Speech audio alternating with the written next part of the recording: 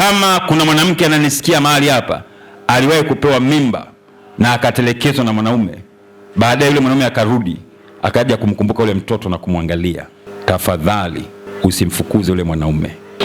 Kaa, patana naye, chukue mtoto wake, ni wa kwake, si wa kwako.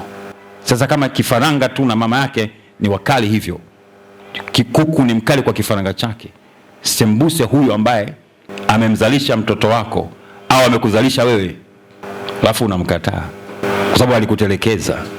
Mahali popote katika uso wa dunia, naongea na dunia nzima, kama yuko mtu alifanya matendo kama alifanya huyo mwanamke, tubu.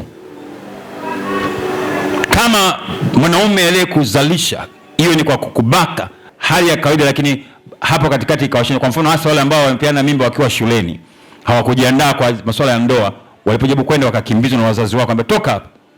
Katoto kanakuwa nacho, kanapofika mahali kanasema namtaka mama yangu. Hawa wote sio mama zangu. Kama alikosea, samehe na kusonga mbele. Hii naongea na walio mataifa, naongea na wa kiroho. Bibi hawezi kulea mjukuu ambaye si wakati baba yake na mama yake yupo. Mama yangu hawezi kulea watoto wangu, sababu mimi nataka nilee mwenyewe. Biblia imeandika mlee mtoto katika njia impasayo, hatoacha mpaka atakapokufa.